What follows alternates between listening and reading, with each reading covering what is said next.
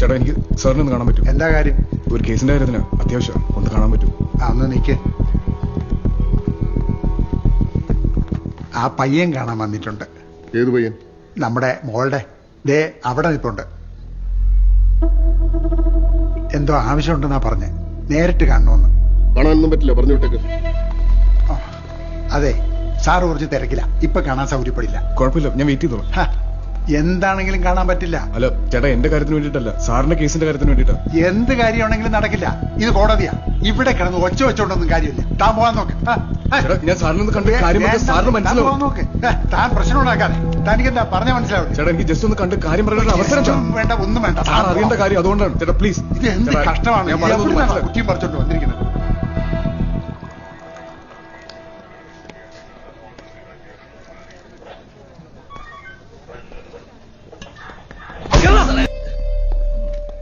എന്താ ചേച്ചി? സാർ, ഞാൻ രഞ്ജിത്തിന്റെ അമ്മയാണ്. ഇതാ ACP പറഞ്ഞ കേസാണ്. അതെ സാർ. ആ, മോന്നല്ല മിടുക്കനാട്ടോ. വാ. സാർ, എന്റെ മകൻ എന്താ ചെയ്തത്? കോടതിയിൽ അസിസ്റ്റന്റ് പ്രോസിക്യൂട്ടറിന്റെ മുറിയിൽ നന്നായിട്ടൊന്ന് അതിക്രമിച്ച് കയറാൻ ശ്രമിച്ചതാ. നാളെ കോടതി ഹാജരാക്കുമ്പോ വേറെ വകുപ്പെല്ലാം തലയിൽ വെച്ച് ജീവിതകാലം മുഴുവൻ ചുമക്കാനുള്ളതുണ്ടാവും. സാറേ, ഇത് കോടതിയിലെത്താതിരിക്കാൻ എന്തെങ്കിലും മാർഗമുണ്ടോ സാറേ? ഒന്ന് പുറത്തേക്ക്. സാർ, ഇത് ACP നേരിട്ട് ഇടപെട്ടൊരു കേസാണ്. അങ്ങേരെ കണ്ട് കരഞ്ഞ് നിലവിളിച്ച് പറഞ്ഞ എന്തെങ്കിലും നടക്കും. ഇല്ലെങ്കിൽ ചെറുക്കന്റെ കാര്യം പോക്കാം.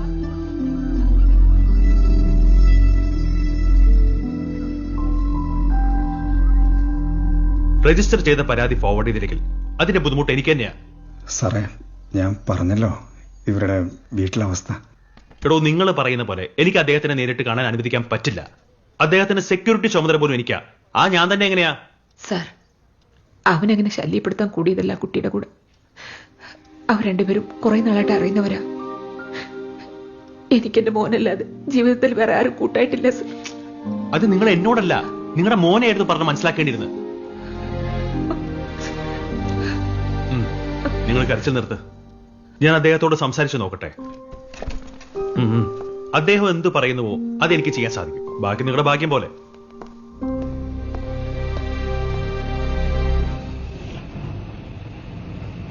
എന്താടോ? സർ, ആ പയ്യന്റെ അമ്മ ഓഫീസിലിരുന്ന് കരച്ചില്ല. ഓഹോ, തനിക്ക് എന്താണോ ഇത്ര താല്പര്യം? അവരനുഭവിക്കട്ടോ. എന്നാലേ ഇവർക്കൊക്കെ നിയമത്തിനോടൊരു പേടി ഉണ്ടാവുള്ളൂ. അല്ല, ഞാൻ പറയുന്നുണ്ടെന്ന് തോന്നരുത്. അവരവിടെ വന്ന് മാപ്പ് പറയാന്നൊക്കെ പറയുന്നത്. പിന്നെ കേസ് എന്തായാലും അവരൊരു വക്കീലെ കൊണ്ട് കൗണ്ടർ ചെയ്യിക്കും. അങ്ങനെ വന്നാൽ നമ്മുടെ മകളും കോടതിയിലൊക്കെ വരാന്നൊക്കെ പറയുമ്പോ, അല്ല സാറിന് വേണമെന്നുണ്ടെങ്കിൽ നമുക്ക് അങ്ങനെ ചെയ്യാവുന്നേ ഉള്ളൂ. ഞാൻ പറഞ്ഞു വരുന്നത് സാറിന് മനസ്സിലായെന്ന് വിചാരിക്കുന്നു. ഇവരുടെ കാര്യം ഞാൻ ശ്രദ്ധിച്ചോളാം. എടോ, തന്റെ ഇഷ്ടം പോലെ ചെയ്യ്. പക്ഷെ പിന്നീട് എനിക്കൊരു ബുദ്ധിമുട്ടായാൽ തനിക്ക് തന്നെ ആയിരിക്കും തലവേദന. ഓർത്തോ? അത് ഞാൻ നോക്കിക്കോളാം സർ. തൽക്കാലത്തേക്ക് കേസ് കോടതിയിലേക്ക് ഫോർവേഡ് ചെയ്യേണ്ടെന്നാ പറഞ്ഞിരിക്കുന്നത്. ഇനി അവനെ കൊണ്ട് എന്തെങ്കിലും ശല്യം ഉണ്ടായാൽ തനി പോലീസ് മുറ കഴിഞ്ഞിട്ടേ കോടതി കൊണ്ടുപോകും. നിങ്ങൾ ചെന്ന് ചെക്കനെ പറഞ്ഞ് മനസ്സിലാക്കാൻ നോക്ക്. ഞാൻ സ്റ്റേഷനിൽ വിളിച്ച് പറഞ്ഞേക്കാം. Thank you sir.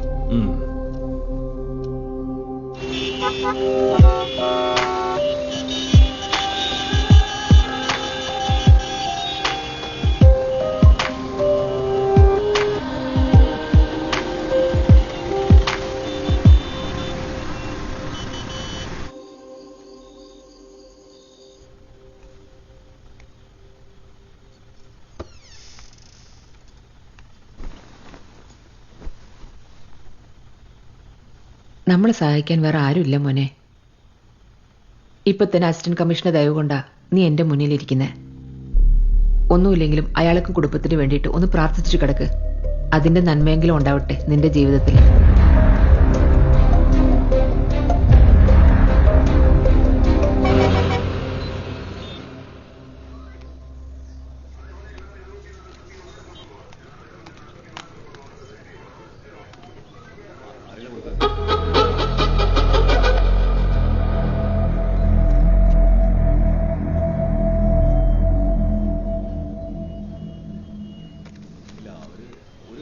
Stop it. അത്രയ്ക്ക് പ്രശ്നം ഉണ്ടെങ്കിൽ താൻ ഒരു കൗൺസിലറെ കാണും. അതിനുള്ള സൗകര്യം സർക്കാർ തരുന്നുണ്ടല്ലോ.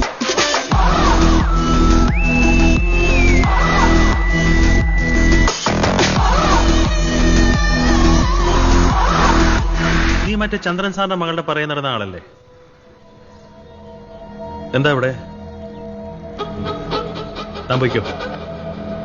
നീ വാ.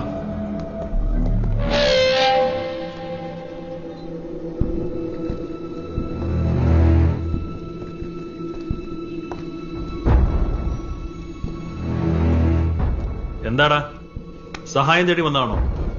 അമ്മ പറഞ്ഞു സാറ് കാരണം കേസ് വേണ്ടെന്ന് വെച്ചത്. അതൊന്നും വേണ്ടാന്ന് വെച്ചിട്ടില്ല. എന്തിനാടാ ഈ വയസ്സങ്ങനത്തെ തള്ള ഇങ്ങനെ തീ തീറ്റിച്ച് കൊല്ലാക്കൊല ചെയ്യുന്നത്? എന്താടാ ക്യാമറയില് നോക്കട്ടെ. നീ നാട്ടുകാരെ പറ്റിച്ചെടുക്കുന്ന ആളല്ലേ? നോക്കട്ടെ.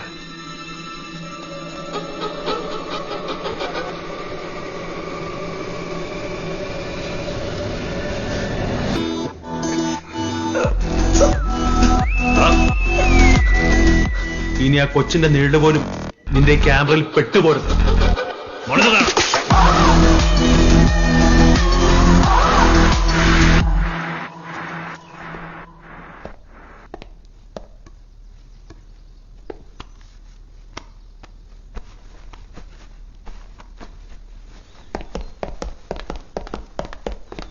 എവിടേക്കാ?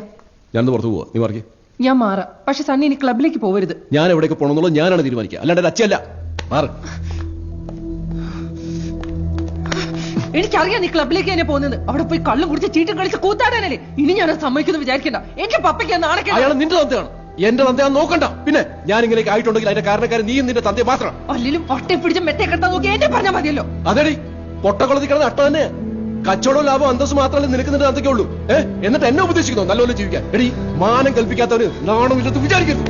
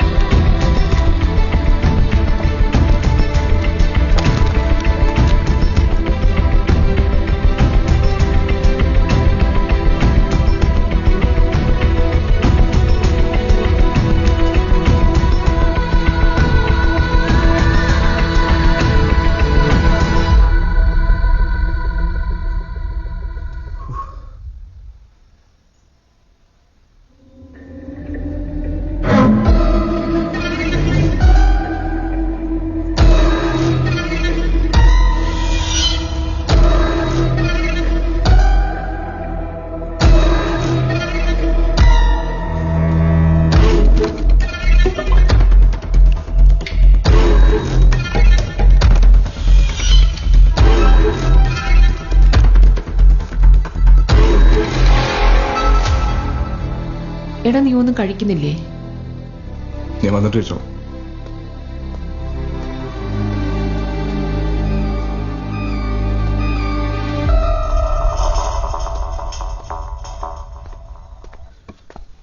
നീ എന്താ നോക്കുന്നേ?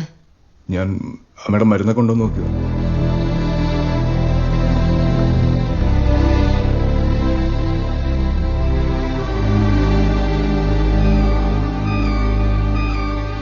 നീ കൊണ്ടുവന്ന ഐറ്റം കൊള്ളാം.